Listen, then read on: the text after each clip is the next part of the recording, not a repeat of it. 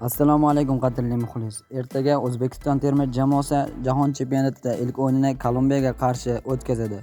Ushbu tarixiy o'yin oldidan O'zbekiston terma jamoasi murabbiyi Fabio Cannavaro hamda Eldor Shomurodov o'yindan oldingi matbuot anjumanida ishtirok etdi.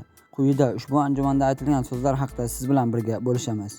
Dastavval Fabio Cannavaro: Xayrli kech barchaga. Bu biz uchun ilk Jahon chempionati hisoblanadi. Ertaga barcha muxlislarimiz bizni tomosha qiladi. Barcha futbolchilarimiz ertangi o'yinga tayyor. Husanov albatta muhim himoyachilarimizdan bittasi. U hali yanada yuqori darajaga chiqish imkoniyati bor. U ayni paytda ham yuqori darajada o'yinlar ko'rsatib kelmoqda. O'ylaymanki, bu yerda eng yaxshi fazilatlarimizni, o'zbeklarning mentalitetini namoyish qilishga kelganmiz. Men jamoa bilan ishlaganimda o'z tajribamni ulashishga harakat qildim. Chunki men ham qachonlardir ilk bor Jahon chempionatida debyut qilganman va o'z tajribalarimni yetkazib beryapman. Kolumbiya va Portugaliya kabi jamoalar yuqori darajada o'yin namoyish etishadi. Ularning tarkibida kuchli futbolchilar bor. Ularga qarshi o'yinda ehtiyotkorlik bilan o'ynaymiz. Biroq Kolumbiyada nafaqat James, balki ko'plab yaxshi darajadagi futbolchilar bor. Kolumbiyani tahlil qildik, oxiriga qadar o'ynaydi. Biz ham o'z imkoniyatimizni namoyish etib maydonga tushamiz, deydi Cannavaro. Eldor Shomurodov: Hammaning kayfiyati a'lo darajada. Ilk bor Jahon chempionatida qatnashyapmiz. Hayajon bor, lekin hech qanday bosim yo'q. Barcha futbolchilarimiz ushbu o'yinni intiqlik bilan kutyapti. Fabio Cannavaro: Biz ushbu stadionga avval ham kelganmiz. Bu yerda Maradona eng yorqin gollarni kiritgan. Biz ham ushbu tarixiy stadionda ilk o'yinimizni o'tkazayotganimizdan xursandmiz. Eldor Shomurodov: Albatta uzoq kutilgan Jahon chempionati terma jamoa sardori sifatida qatnashish men uchun katta g'urur. Ertaga ijobiy natija qayd etishimiz uchun barcha narsaga umid qilamiz. Xalqimizdan esa bizni qo'llab-quvvatlashni so'rab qolaman. Bizda bosim yo'q. Ertaga biz jamoamiz bilan birgalikda to'liq tayyor bo'lamiz.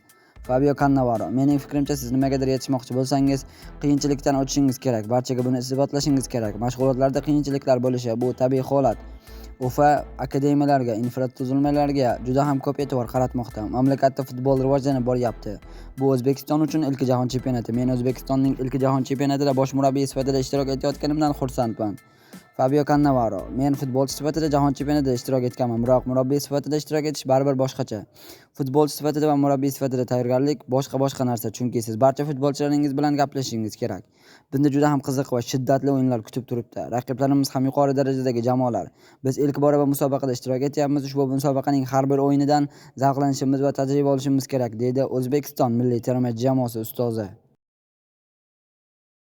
Azizlar, assalomu alaykum. Salomatmisizlar, charchamayapsizlarmi? Nihoyat yetib keldik. Mundialni endi his qilyapmiz. O'zbekiston terma jamoasining ilk o'yini mana bu qo'rqinchli, katta, haybatli, bahaybat stadionda bo'lib o'tadi ertaga. Va mana bu joyda sharhlovchilar pozitsiyasida, mana 30-degan joyda biz Davron bilan birgalikda sharhlaymiz. Stadionning kattaligini qaranglar. 0.7 da olyapman. 1 ga chiqaradigan bo'lsam, mana bunaqa haybat kasb etadi. Omad tilaydi. Bizga ham, terma jamoamizga. Do'stlar, yaqinlashyapmiz.